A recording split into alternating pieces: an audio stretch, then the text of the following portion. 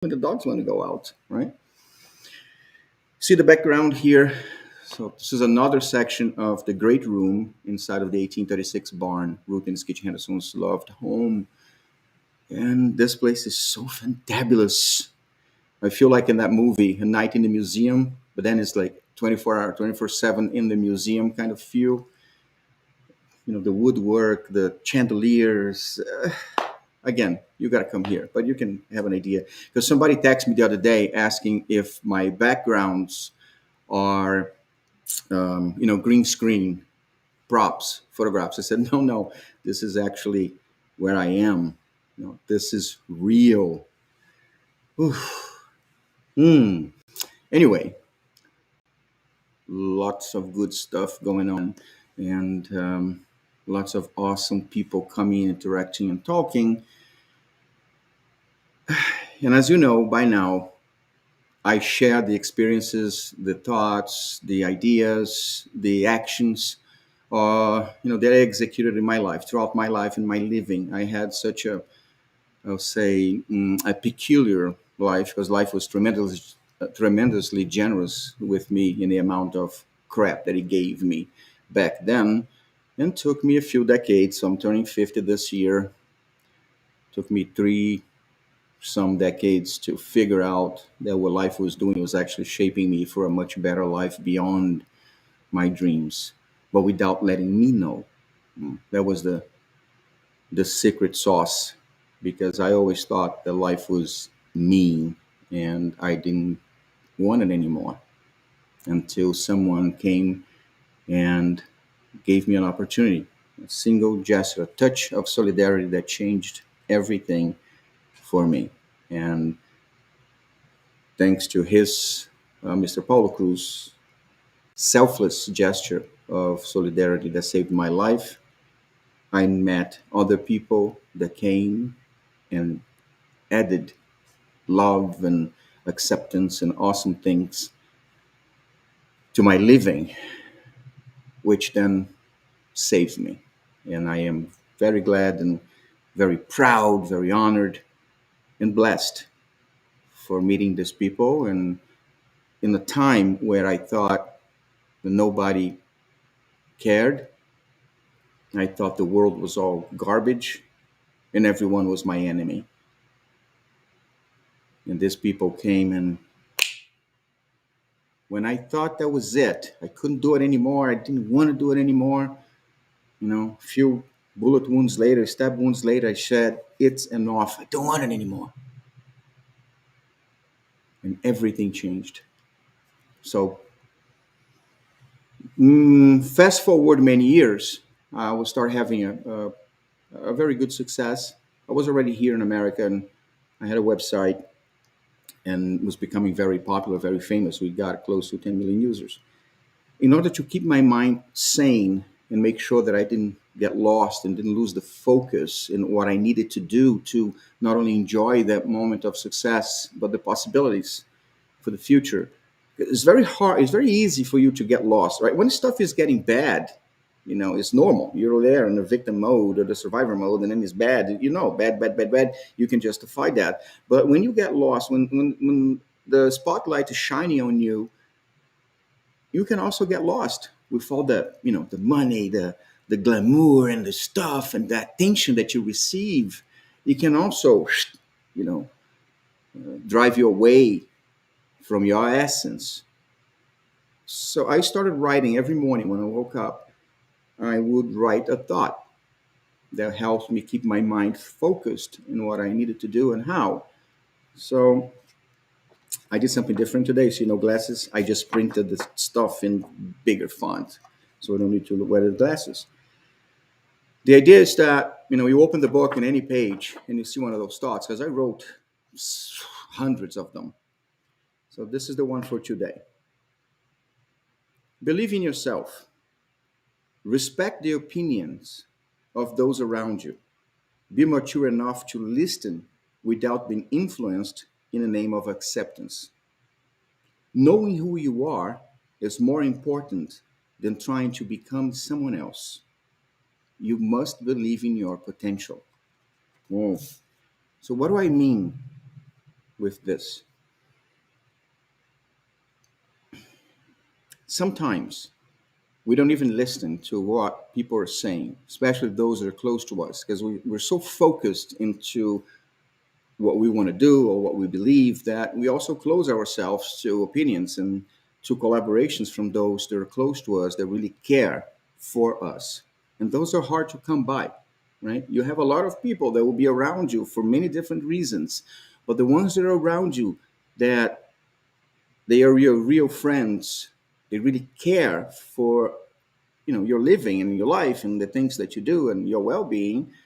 Those are very hard to come by, real true friends. And sometimes when they say things that are different than what we expect to hear, because I believe that's what a real friend do. A real friend doesn't agree with you just so it doesn't upset you.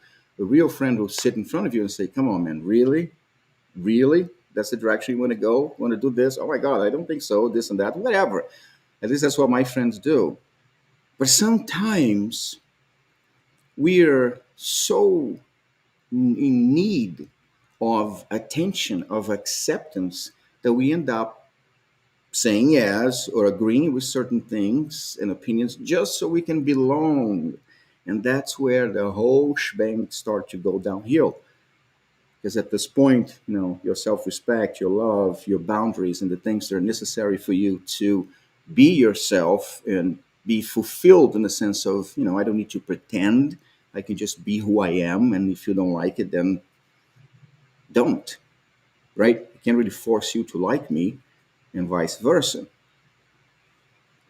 But sometimes we want to belong to that group and at the sacrifice of our true opinion or of our true selves. And wanting to belong cause problems because sometimes we just keep adding things to a situation that is not really what we wanted because it doesn't allow us to be who we are. We always have to be pretending to be somebody else so we can keep belonging.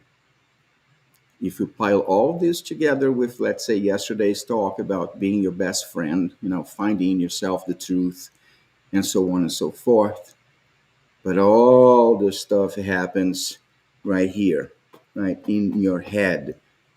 Everything starts here, comes in. Energy enters our physical body, boom, gives you life. Life is a free gift you get every day, every morning when you open your eyes. You get the free gift of life. And with this free gift of life comes another gift, which is the free will. You can choose to do whatever you want to do with your life, which is called living. So you can live your life any way you want it. Many times I thought that life sucked, where what really sucked was my living. Great part of my living sucked and had nothing to do with me. So that added the questions, why me? And while I was asking the questions, and I was so pissed because this was happening to me, because I was deprived of all the good stuff, right? From parental love to gifts to celebrations to birthdays to photos to good stuff, and seeing happening to everyone else, you become enraged with the living that was given to you and start doing things to add to the pile. Your contributions. Sometimes we're not even aware of what we're doing because we have to learn about things you do here. There are consequences and this and that. And life may give you a break when you're a child to get some mistakes done as a child, but once you reach a certain threshold in your life, there is no more honest mistakes. And that's what we need to be careful with because I'm sure we're going to pay for them. I believe I paid for mine and wasn't small. I paid a lot for my mistakes because I made a lot of them. Some of them was in the name of survival. Some of them was in the name of convenience, but I believe I paid for all of them. The hardest part was to understand that I had contributed to the quality of the living. I was living my life. But it took me so long to be able to separate life from living. Now I know the difference, but it took me a long time. And learning and studying and talking to people and understanding the things that were important here and there, making more mistakes, fixing them up, right? Because it's very easy to sit on the thriving victim mode, but then we evolve into the survivor mode.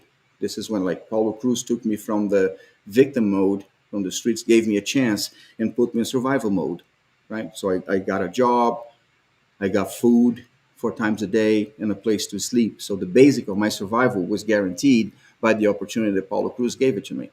But it was entirely up to me to take this opportunity and move forward. But there's just so much he could do.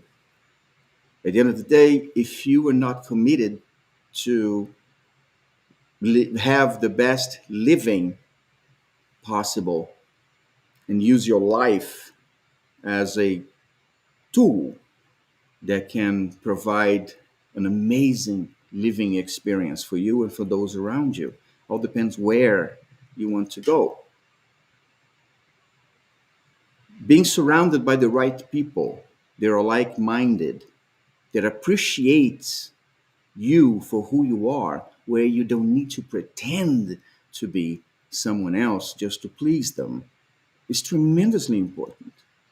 Every time that you are in a situation and something is happening that requires your interaction, that requires you to make a decision or to have an opinion, whatever, just think and ask to yourself, is this going towards the direction of the living that I want to have in my life? Is this contributing positively to where I want to go with my living? And if the answer is no, it is answered already. You know these answers. If for some reason, for any reason, you feel that you are drifting away from who you really are because of some problems, some hardships, some stuff, some unexpected things that are happening to you, they're driving you towards that dark hole, or maybe excessive light shining on you, and you might be feeling that you're drifting towards the light and kind of forgetting your roots, feeling distance from yourself, a little hollow. Come back home, come here, inside of yourself where you know who you really are, everything that you have been through in your life. Connect with yourself, where there are no masks, no pretendings, no nothing, yourself, and open the buckets of your past achievements, your impossible moments, the stinky stuff. Open them, play with them, go into the happy moments. You're like, yeah, I was so happy here, wow. Like now, I have my happy moments. This is all going to my happy moments. Everything, every single day here at the Silo Hunt Hill Farm, and everything that's going on from coming here. Now my daughter is here, and then my wife, and our son, and this and that, and da da da. It's just going into the bucket.